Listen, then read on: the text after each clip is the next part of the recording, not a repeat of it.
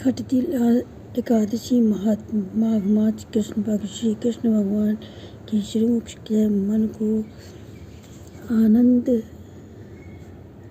एवं संतोष देने वाली एकादशियों के व्रत की उत्तम कथाएं सुनकर अर्जुन ने श्रद्धापूर्वक उन्हें नमन किया और बोले, हे मधुसूदन, आपके मुख से कथाएं सुनकर मुझे अपार आनंद मिला है।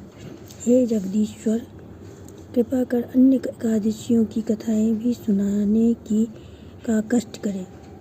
हे पार्थ, अब मैं माघ मास के कृष्ण पक्ष की खटतिला एकादशी व्रत की कथा सुनाता हूँ।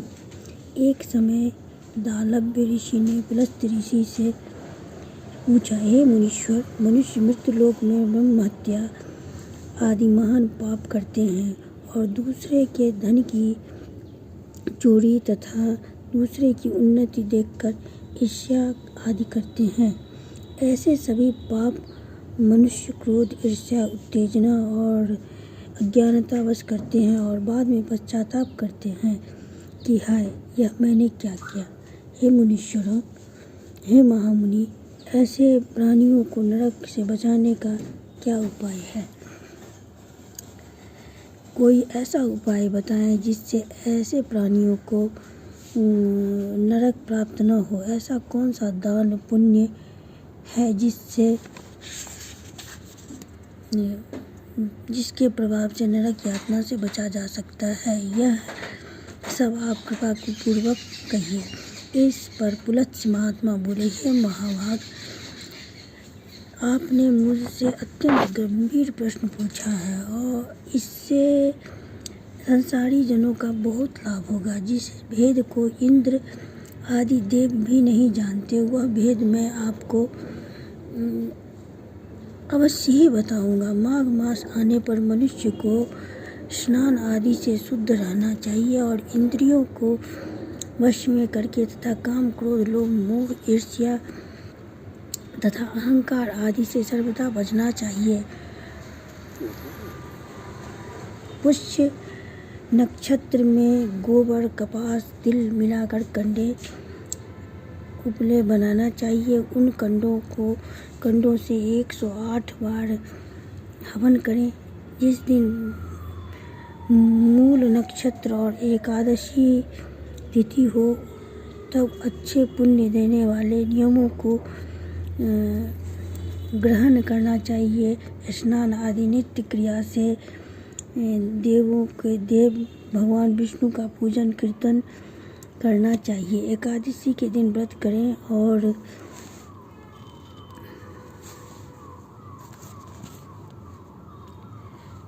रात्रि को जागरण तथा हवन करें।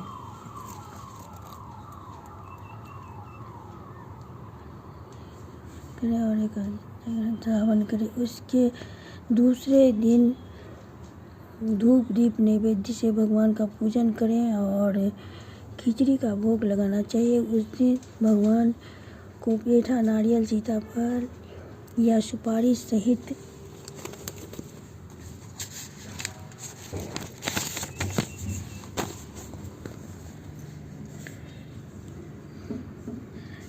अर्घ्य देना चाहिए और फिर इस प्रकार उनकी स्तुति करना चाहिए, हे भगवान, आप निराश्रितों के उद्धार करने वाले हैं। हे पुंडरीकाक्ष, हे कमल नेत्रधारी, हे विश्वविधाता, हे सुब्रह्मण्यम, आप लक्ष्मी जी सहित मेरे इस तुच्छ अर्घ्य को स्वीकार कीजिए।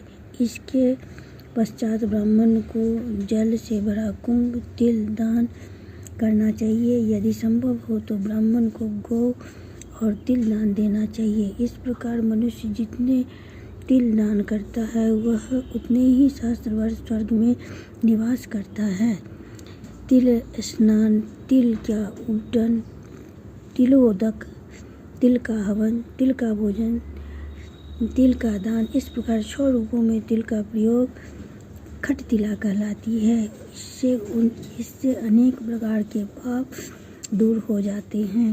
ऐसा कहकर पुलस्त्य ऋषि बोले, अब मैं एकादशी की कथा कहता हूँ। एक दिन नारद ऋषि ने भगवान से खटतिला एकादशी के संबंध में पूछा। वो बोले, हे भगवान, आपको नमस्कार है। खटतिला एकादशी के व्रत का पुण्य क्या है, उसकी क्या कथा है, सो कृपा कर कीजिए, कहिए। नारद की विनती सुनकर श्री विष्णु भगवान बोले, हे नारद, मैं तुमसे आंखों देखी सत्य घटना बताता हूँ, ध्यान पूर्वक सुनो। प्राचीन काल में मृत्युलोक में एक ब्राह्मणी रहती थी। वह सदैव व्रत किया करती थी। एक समय वह 1 माह तक व्रत करती रही। इसके पश्चात उसका शरीर अत्यंत दुर्बल हो गया। वह अत्यंत बुद्धिमान थी, फिर भी उसके कभी देवताओं तथा ब्राह्मणों को निमित्त अन्न आदि का दान नहीं किया है। मैंने सोचा कि इस ब्राह्मणी ने व्रत आदि से अपना शरीर तो शुद्ध कर लिया है और उसको विष्णु लोक भी प्राप्त हो जाएगा, परंतु इसने कभी अन्नदान नहीं किया। अन्न के बिना प्राणी को तृप्ति होना कठिन है। ऐसा सोचकर मैं मृत्यु लोक में गया तथा उस ब्राह्मणी से अन्न की भिक्षा मांगी। वह ब्राह्मणी बोली, हे महाराज, आप यहाँ किस लिए आए हैं? मैंने कहा, मुझे भिक्षा चाहिए। इस पर उसने मुझे एक मिट्टी का पिंड दे दिया। मैं उसे लेकर स्वर्ग लौट आया। कुछ समय बीतने पर वह ब्राह्मणी अभी शरीर त्याग कर स्वर्ग आई। फिर मिट्टी के पिंड के प्रभाव से उसे उस जगह एक वृक्ष सहित गृह मिला, परंतु उसने गृह को अन्य वस्तुओं से शून्य पाया। वह घबराई हुई मेरे पास आई और बोली, हे भगवान, मैंने अनेकों व्रत आदि से आपकी पूजा की है, परंतु फिर भी मेरा घर वस्तुओं से रहित है। इसका क्या कारण है?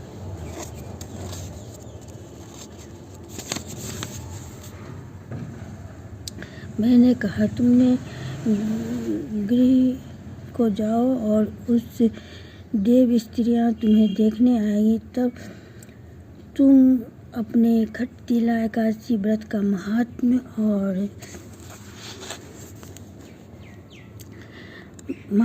विधि पूछना। जब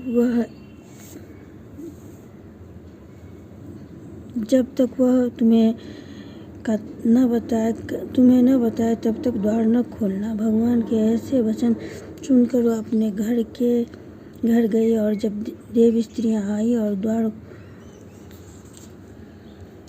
खुलवाने लगी, तब वह ब्राह्मणी बोली, यदि आप मुझे देखने आई हैं तो अपने पहले खटतिला एकादशी का महात्म्य कहिए। उनमें से एक देव स्त्री बोली, यदि तुम्हें वही इच्छा है तो सुनो, मैं तुम्हें एकादशी व्रत और उसका महात्म्य विधि सहित कहती हूँ। जब उसने खटतिला एकादशी का महात्म्य सुना दिया, तब वह ब्राह्मणी ने द्वार खोला। देव स्त्रियों ने उनके सब स्त्रियों से अलग, उस ब्राह्मणी ने भी देव स्त्रियों के कहे अनुसार खटतिला का व्रत किया और उसके प्रभाव से उसका गृह धन्य धान्य से भरपूर हो गया। अतः हे अर्जुन, मनुष्यों को मूर्खता त्याग कर खटतिला एकादशी का व्रत करना चाहिए। इससे मनुष्यों को जन्म जन्म की आरोग्यता प्राप्त होती है। इस व्रत से मनुष्य के समस्त पाप नष्ट हो जाते हैं। श्री कृष्ण।